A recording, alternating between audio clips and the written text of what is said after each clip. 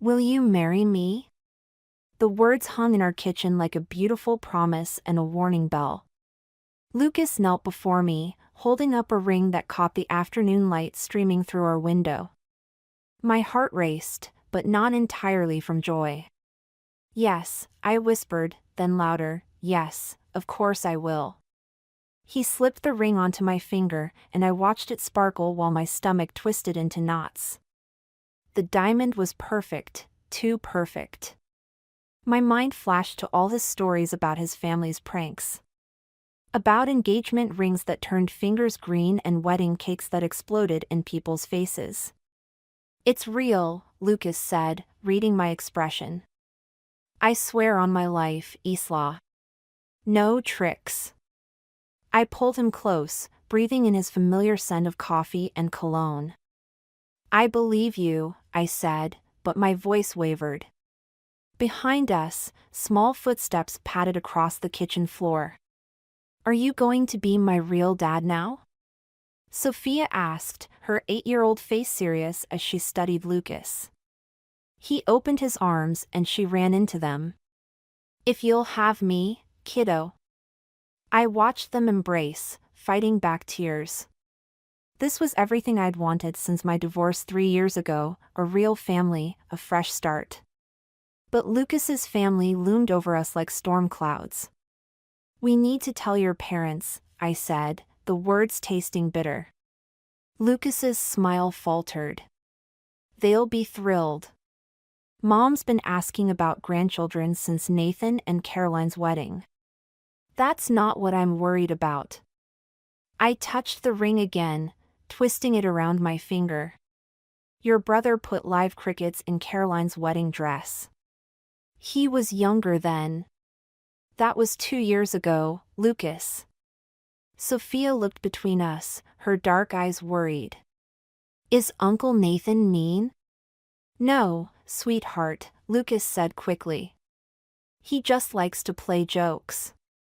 My whole family does. It's how we show love. I sent Sophia to finish her homework, waiting until she was out of earshot before continuing. Love shouldn't leave people crying in bathroom stalls or rushing to the emergency room with allergic reactions. They'll be different with you, Lucas insisted, but he wouldn't meet my eyes. They know how much you mean to me. Like they were different with Caroline? Or Amanda before her? Or Rachel?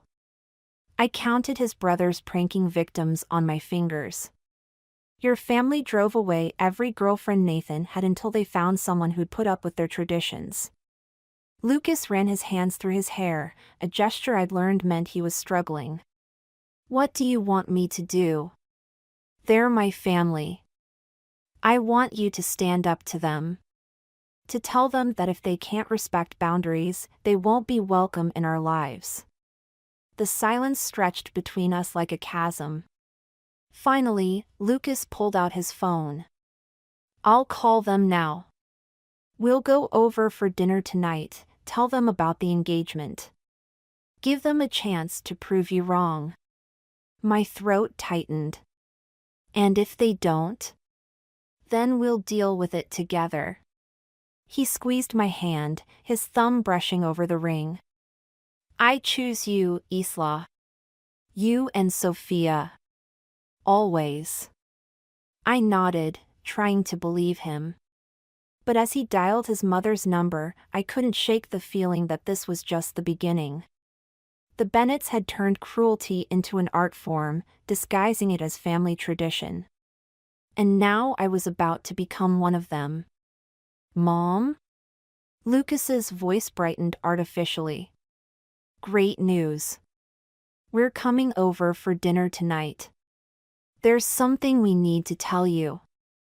I watched him talk, already planning how to protect myself, and more importantly, how to protect Sophia from whatever the Bennetts had in store for us.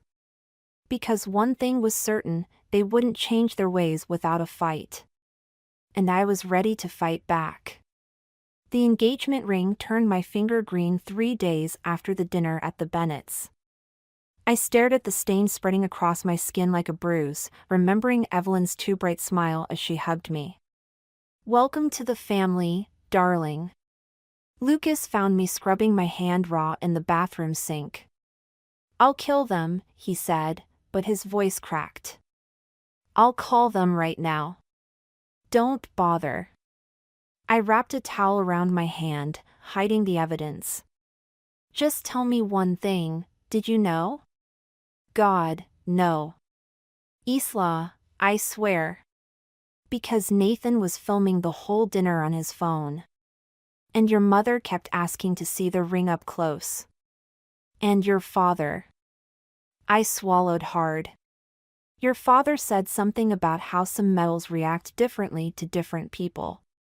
Lucas slumped against the doorframe. "They must have switched the rings when you went to help Mom in the kitchen. They violated our engagement, Lucas. The moment that was supposed to be just ours." My voice stayed steady, but inside, something hardened. "And now we have to decide about the wedding."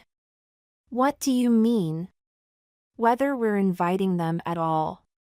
The silence stretched between us like a rubber band about to snap.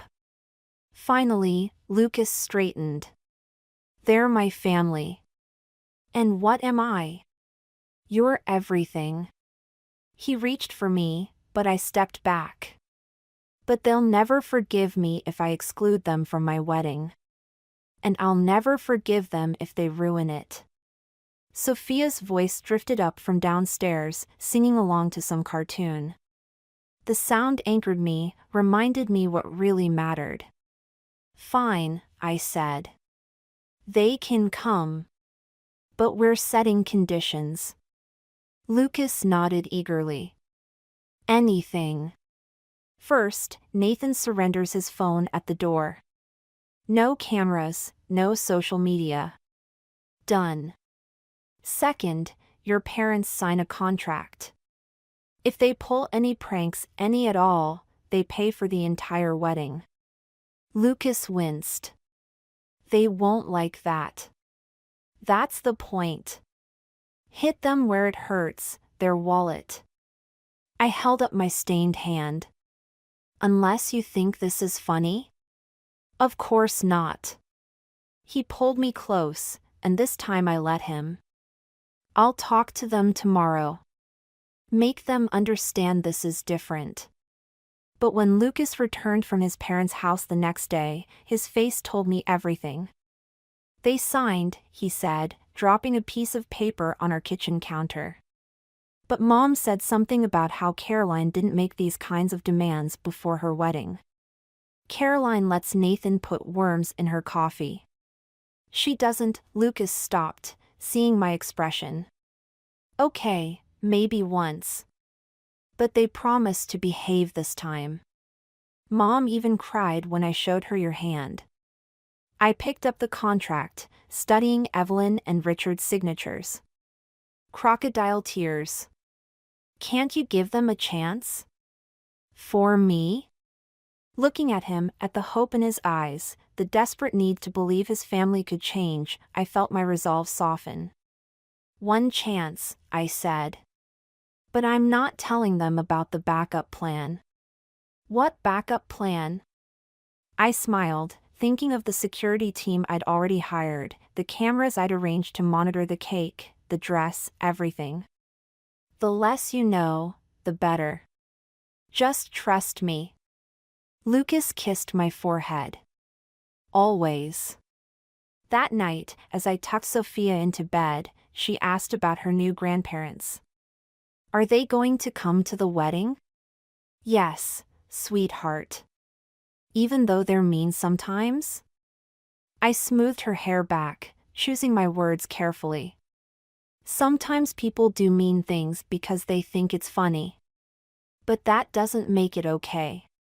Like when Tommy put glue on Sarah's chair at school?" "Exactly like that." "And what happened to Tommy?" "He got in trouble. And had to say sorry." "That's right." I kissed her goodnight, then paused at the door. "Sophia?" If you ever see grandma or grandpa doing something that seems wrong, even if they say it's just a joke, you tell me right away. Okay? She nodded solemnly. I promise. Walking back downstairs, I caught my reflection in the hallway mirror. The woman staring back looked different somehow, harder, more determined. The Bennetts thought they were teaching me a lesson about their family traditions. Instead, they were about to learn one about consequences. Let them sign their contracts. Let them make their promises.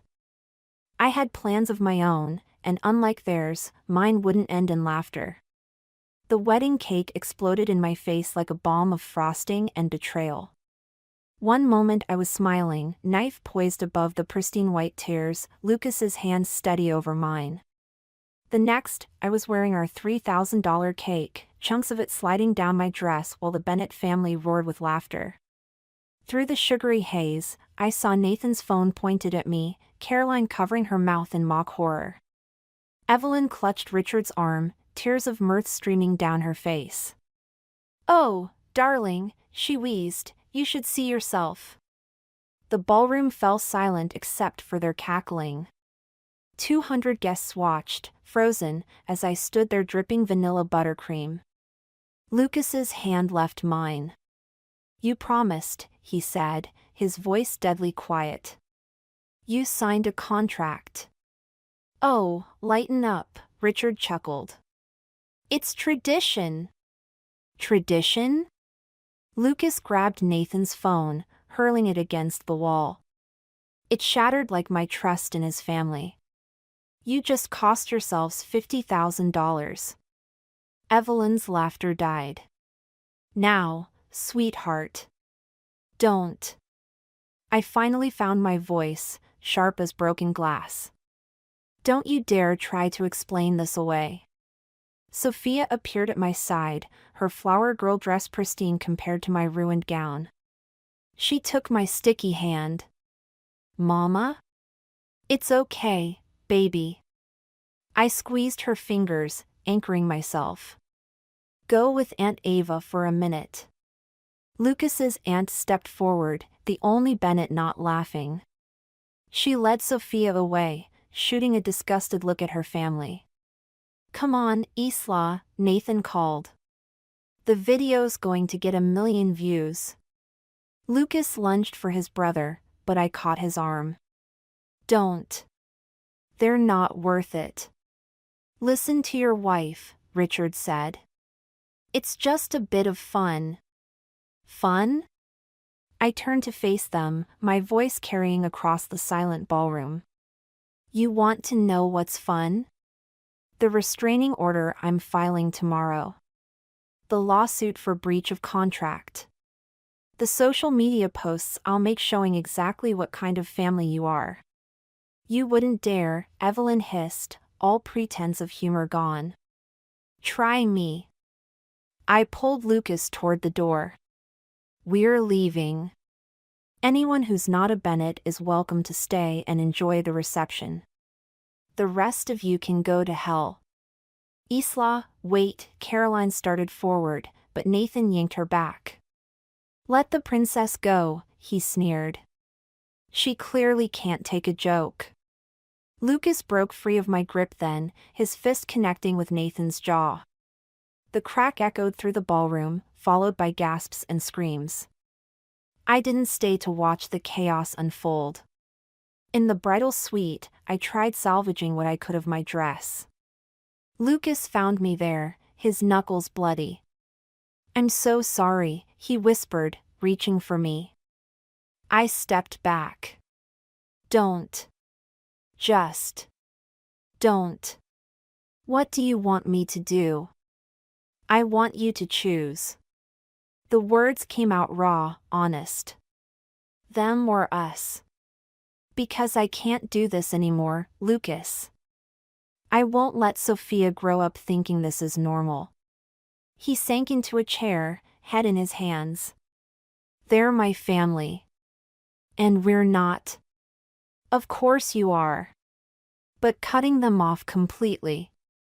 They humiliated me on my wedding day. They filmed it. They laughed. My voice cracked. And you still can't choose? The silence stretched between us like years of future heartbreak. Finally, Lucas looked up, his eyes red. I'll tell them we're done. No contact, no holidays, nothing. Don't make promises you can't keep. I mean it this time. He stood, reaching for me again. This time, I let him pull me close. We'll move if we have to. Change our numbers.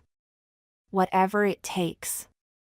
I nodded against his chest, breathing in his cologne mixed with vanilla frosting. But even as he held me, even as he whispered promises and apologies, I felt something shift inside me. The woman who walked down the aisle today died in that ballroom, replaced by someone harder, someone who understood that sometimes love wasn't enough. Because Lucas might have chosen me today, but tomorrow would test that choice. And the day after. And every day until either his family broke him or he broke them. I just had to decide which outcome I was willing to wait for. The pregnancy test shook in my hands like a live wire. 2 pink lines, clear, unmistakable, terrifying. 3 months of marriage, 3 months of fragile peace with the Bennetts, and now this bomb waiting to explode. I buried the test at the bottom of the kitchen trash, beneath coffee grounds and yesterday's mail. Lucas couldn't know. Not yet. Not until I figured out how to protect this child from his family's idea of tradition. Mama? Sophia padded into the kitchen, still in her pajamas. Are you sick again? I forced a smile. Just a little queasy, baby. Nothing to worry about. Is that why you were crying in the bathroom? Before I could answer, my phone buzzed. Evelyn's name flashed on the screen, making my stomach lurch for entirely different reasons. I declined the call, but seconds later, a text appeared. Saw you at the pharmacy yesterday. Buying something special? Winking face. The winky face mocked me. I deleted the message, but the damage was done. They knew. Somehow, they always knew. Lucas came home that evening with takeout and a strange expression. Mom called. Of course she did. I pushed my untouched food around the plate. Why didn't you tell me? Tell you what? Isla. He reached across the table, but I pulled back. She says you're pregnant. Are you? The silence stretched between us like a tripwire. Finally, I nodded. His face lit up. That's amazing! We have to celebrate, tell everyone. No. The word came out sharp enough to make Sophia look up from her homework. We're not telling them anything. They're already planning a baby shower. Mom's thinking games, decorations. Pranks? My fork clattered against the plate. What will it be this time? Fake miscarriage announcements? Gender reveal powder that stains skin? Or maybe they'll just wait until the birth and switch our baby with a doll? That's not fair. They've been trying. 3 weeks ago, Nathan put laxatives in Caroline's coffee. She was sick for days. That was different. They were just. Just what, Lucas? Just having fun? Just keeping up tradition? I stood, my chair scraping back. I won't let them near this baby. I won't let them turn our child into another punchline. Sophia slipped away to her room, quiet as a shadow. She'd gotten good at disappearing when voices rose. Lucas ran his hands through his hair. What do you want me to do? They're excited about their first grandchild. Second, I corrected. Or did you forget about Caroline's miscarriage after Nathan's harmless birthday surprise? The color drained from his face. We never talked about that day, about Caroline's screams when the jack-in-the-box sprayed her with compressed air, about the bleeding that followed. "That was an accident," he whispered. "Everything's an accident with them. Everything's just a joke until someone gets hurt." I pressed a hand to my still flat stomach. "But I won't let them hurt this baby. Even if that means leaving." "Leaving?" Lucas stood so quickly his chair toppled. "You can't be serious. Try me." I met his gaze steadily. "Choose, Lucas. Right now. Either we move somewhere they can't find us, or what? Or I'll leave anyway. With both my children." The threat hung between us like poison gas. Lucas stared at me, then at the doorway where Sophia had disappeared, then back at me. "They're changing," he said weakly. "No. They're just getting better at hiding it." I walked to the window, watching darkness settle over our neighborhood. I won't raise another child in fear of their next tradition. Behind me, Lucas's phone buzzed. Another text from Evelyn, probably more baby shower ideas, more promises of family togetherness. More lies. 1 week, I said, not turning around. "That's how long you have to decide. After that, I'm done waiting." His footsteps crossed the kitchen, paused at the doorway. "I love you," he said softly. "I know." I watched his reflection in the window glass. But sometimes love isn't enough. After he left, I pulled out my phone and opened a new message to Aunt Ava. She'd helped Caroline once, tried to at least. Maybe she'd help me too. "Need advice," I typed. "About leaving." Her response came immediately, "Come over tomorrow. Don't tell anyone." I deleted the exchange, then went to check on Sophia. She was already asleep, clutching her stuffed rabbit, a gift from the Bennetts that I'd carefully checked for hidden cameras or pranks. Never again, I promised silently. Never again would my children have to check their toys for traps. The funeral home smelled of lilies and lies. I sat in the front row, my black dress stretched tight across my 7-month pregnant belly, while the Bennetts turned my husband's death into their final joke. "Remember when Lucas put salt in the sugar bowl?" Nathan's voice cracked with laughter, not grief, as he delivered the eulogy. Mom was spitting out her coffee for days. Beside me, Sophia clutched my hand. 10 days since the accident, and she hadn't spoken a word. Not since the police came to our door. Not since I had to tell her Daddy wasn't coming home. And at his wedding, Nathan continued, but Aunt Ava cut him off. "That's enough, Nathan." "Oh, come on." Even Isla has to admit the cake thing was classic Lucas. My chair scraped back before I realized I was standing. The room went silent except for Evelyn's poorly concealed giggles. She'd been drinking since breakfast, I'd smelled it on her breath when she'd hugged me, whispered, "At least he went out with a bang." The crash had been head-on. Lucas died instantly. The other driver walked away.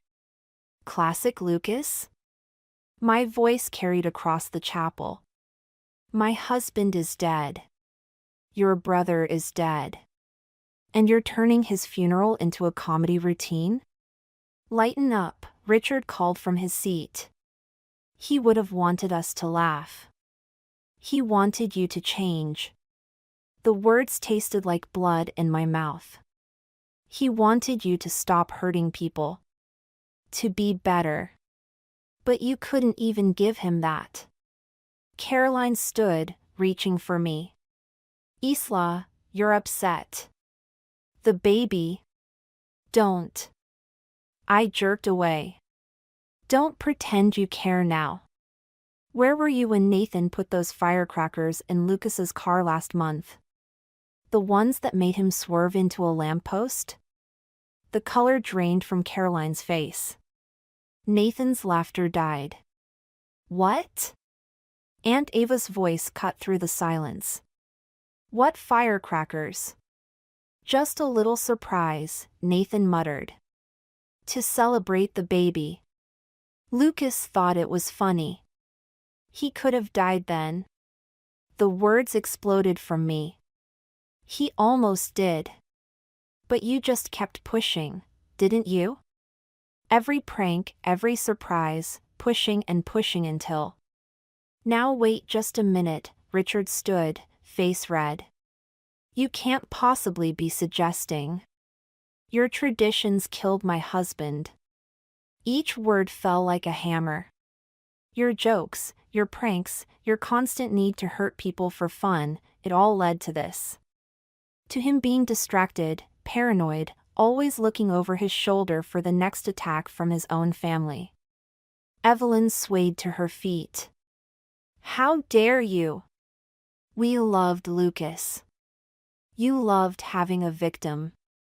I turned to the gathered mourners, to the faces I recognized from years of family gatherings. Did you know they put laxatives in Caroline's coffee when she was pregnant? That she lost the baby? Did you know they filled Lucas's car with fireworks last month? Did you laugh then? Are you laughing now? The silence was absolute. Even Nathan looked sick. Mama? Sophia's voice, barely a whisper, broke something inside me. Can we go home? I gathered her close, feeling my unborn child kick against her as we embraced. Yes, baby. We're leaving. I looked at the Bennetts one last time. And we're never coming back. You can't keep us from our grandchildren, Evelyn called after us. We have rights. I turned at the door, one hand on my belly, the other holding Sophia. Try to come near us, and I'll show you what real revenge looks like. Because unlike you, I don't think causing pain is funny. Outside, Aunt Ava waited by her car. I'll drive you home. No. I pulled out my phone. I'm calling a cab. And then I'm calling my lawyer. East Law. They need to pay, Ava. Not just for Lucas. For everyone they've hurt. For every joke that left scars. I met her eyes. Will you help me? She glanced back at the chapel, where Nathan was now arguing with Richard, where Caroline sat crying. Where Evelyn knocked back another drink from her flask. Yes, she said finally. It's time someone stopped them. As we waited for the cab, I felt Lucas's absence like a physical wound. But beneath the grief, something else grew alongside our child, a determination that would reshape the Bennett family forever. They wanted to play games? Fine. But this time, I'd make the rules. 5 years passed like a held breath. Lucas Jr., we called him LJ, grew into his father's smile and my stubbornness. Sophia turned 13, all sharp edges and quiet strength. And the Bennetts? They waited, like vultures circling a wounded animal. The Christmas card arrived on a Tuesday. Sophia brought it in with the mail, her hands trembling. They want us to come for Christmas, Mom. I almost said no. Should have said no. But LJ looked up from his toys, eyes bright with curiosity about the family we never discussed, and something inside me cracked. Maybe it's time, Aunt Ava said over the phone that night. They've changed, Isla. The therapy, the medications. Evelyn's on anxiety meds. That doesn't erase what they did. No, but they're trying. Nathan hasn't pulled a prank in years. Caroline's pregnant again. My fingers found the scar on my palm, from the joke gift they'd sent after Lucas died, a music box that shattered when opened.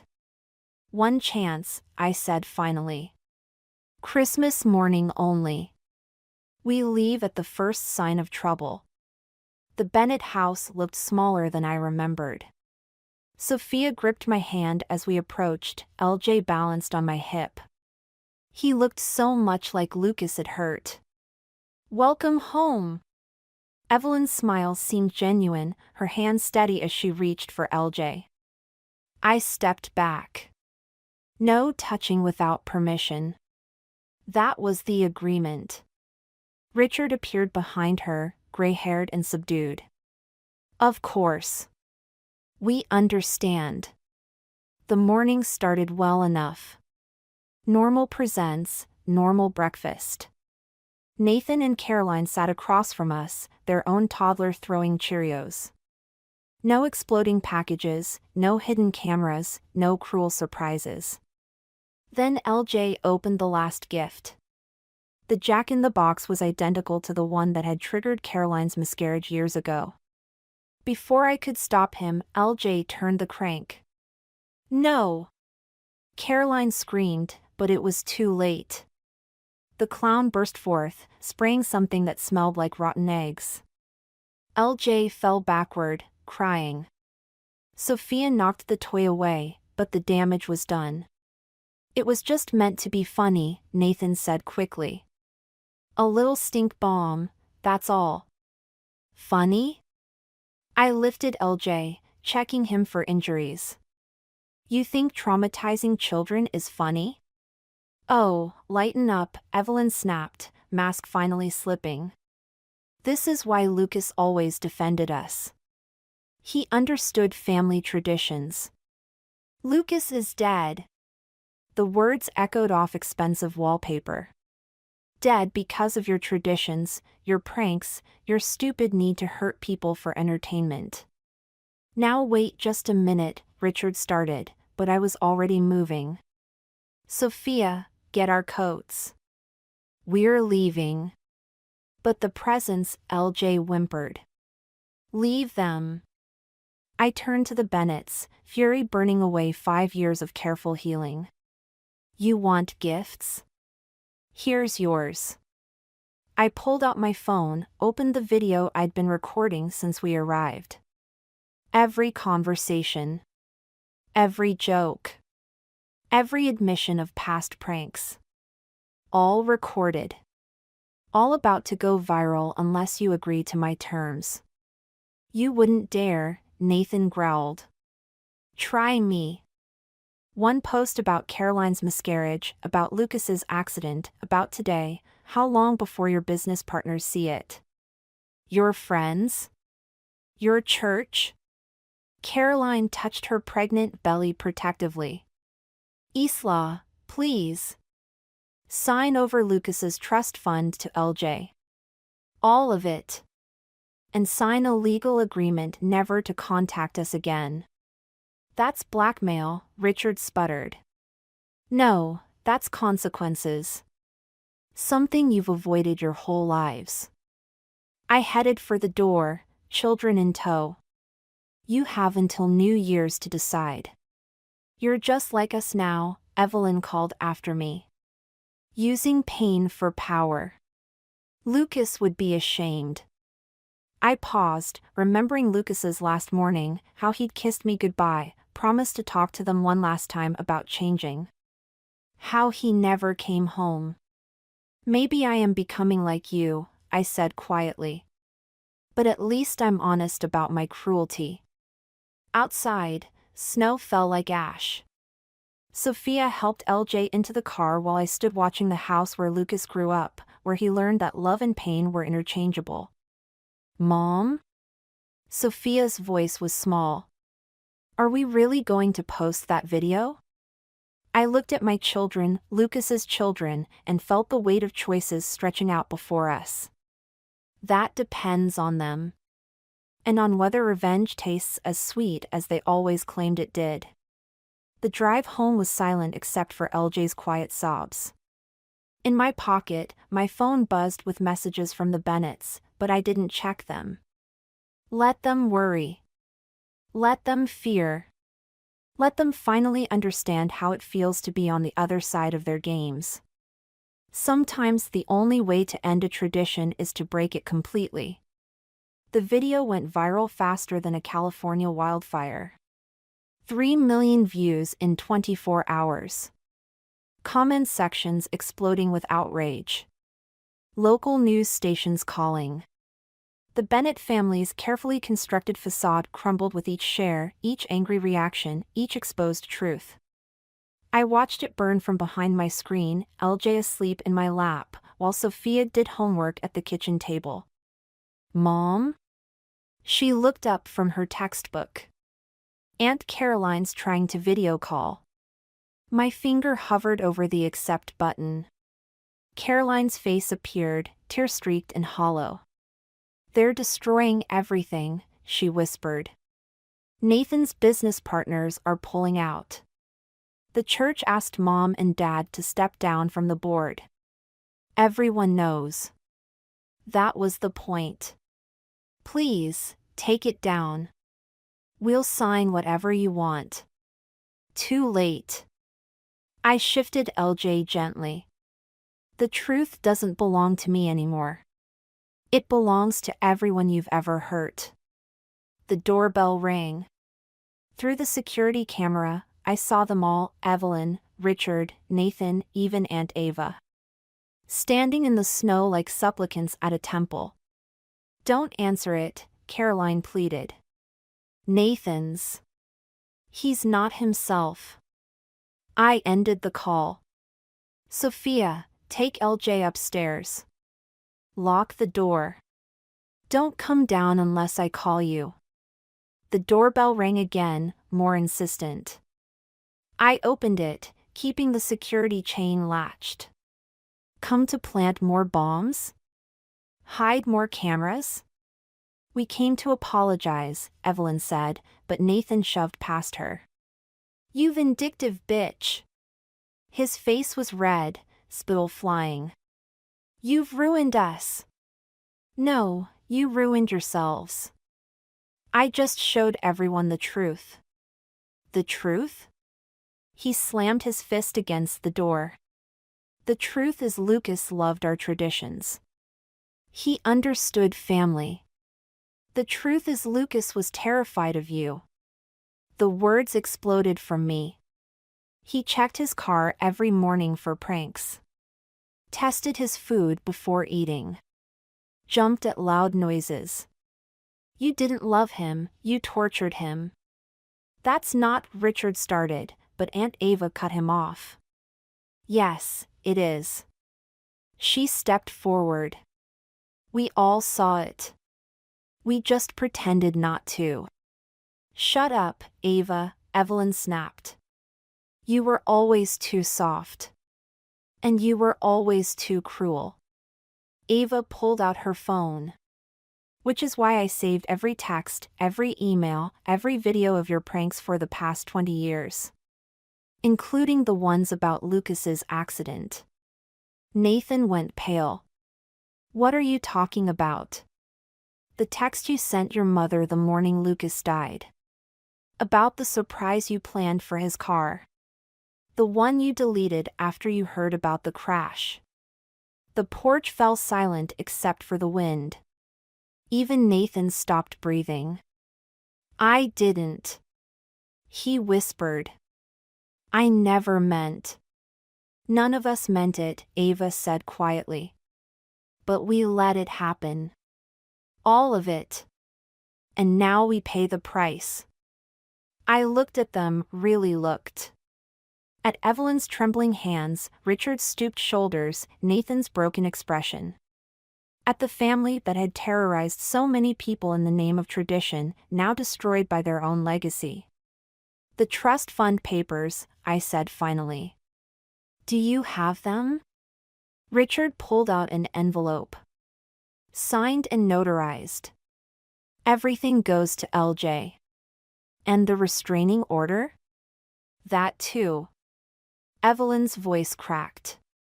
But please, let us at least send cards on their birthdays. No. I took the envelope. You don't get to hurt them anymore.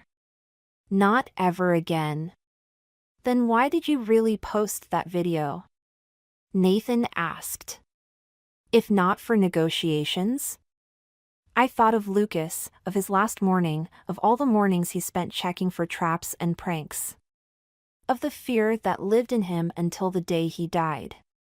Because somewhere out there, another family thinks cruelty is funny. Another child is learning that love means pain. Maybe now they'll think twice.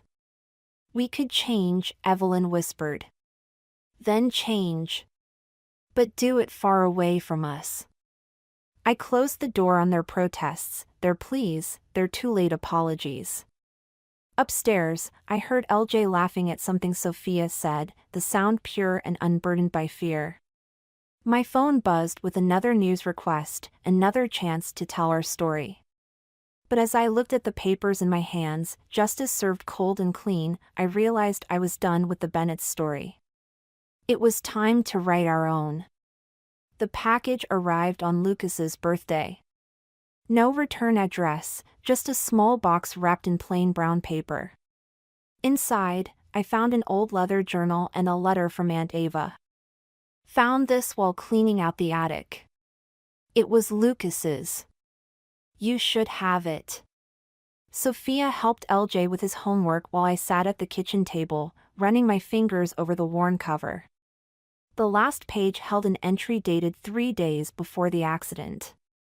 Sometimes I wonder if they can change. If anyone can. Mom says pranks are how we show love, but all I see is fear. In Isla's eyes when she checks her food. In Caroline's when Nathan enters a room. In Sophia's when she visits her grandparents. I'm going to end it tomorrow.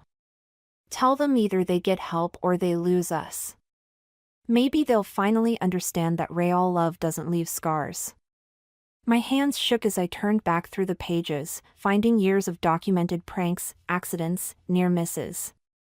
Lucas had been building a case, gathering evidence, preparing to do exactly what I'd done with that viral video. The doorbell rang. Through the window, I saw Caroline standing on the porch, heavily pregnant, holding something. 5 minutes, I said through the door. That's all you get. She held out a tablet. Nathan's in therapy. Real therapy, not just the court-ordered kind. He wanted you to see this. The video showed Nathan in a sterile office, tears streaming down his face. I killed my brother, he said to someone off-screen. Not directly, but I killed him all the same. With every prank, every scare, every time I made him feel unsafe in his own life. And I can't take it back. I can't fix it. But I can change. I have to change. Why show me this? Caroline touched her belly. Because I'm having a girl. And I need to know if there's ever a chance. If we prove we're different. That's not my decision anymore. I handed back the tablet. It's theirs. I gestured to where Sophia and LJ watched from the window. They'd grown so much, Sophia nearly as tall as me now, LJ with Lucas's quiet strength in his eyes. But if you want a chance, I added, start with the truth. Show them the journal. Let them see who their father really was, and what he died trying to change. And Mom and Dad? They made their choices. Every day, for years, they chose cruelty over kindness. Now they live with those choices. Caroline nodded, then pulled out one last item, a sealed envelope. Lucas wrote this the week before. Before everything. Made me promise to give it to you if anything ever happened to him. I was too ashamed until now. Inside, I found a single page. My love. If you're reading this, I failed. Failed to protect you from my family, failed to change them, maybe failed to come home to you. But please know this, you showed me what real love looks like. Not the twisted version I grew up with, but something pure and strong and kind. Whatever happens, don't let them dim that light in you. Don't let revenge poison what makes you beautiful. Show our children that breaking cycles takes more courage than continuing them. I love you. I'm sorry I couldn't fix this. L. Caroline left quietly while I read. When I looked up, Sophia and LJ stood beside me. Can we read it? Sophia asked. Yes. I handed them the letter, watching their faces as they absorbed their father's last words. Dad was brave, LJ said finally. Yes, he was. I pulled them close, breathing in the scent of homework and hope and healing. And so are we. Later, I added my own entry to Lucas's journal. You didn't fail, my love. You planted the seeds of change. And though you didn't live to see it bloom, our children will grow up knowing that real love leaves no scars, only wings. The cycle ends with us. I closed the journal, leaving space for whatever stories our future might hold. Some pages, after all, are better left blank than filled with false laughter and hidden pain. Outside, spring rain washed away the last traces of winter, and somewhere, a family tradition died so that something better could grow in its place.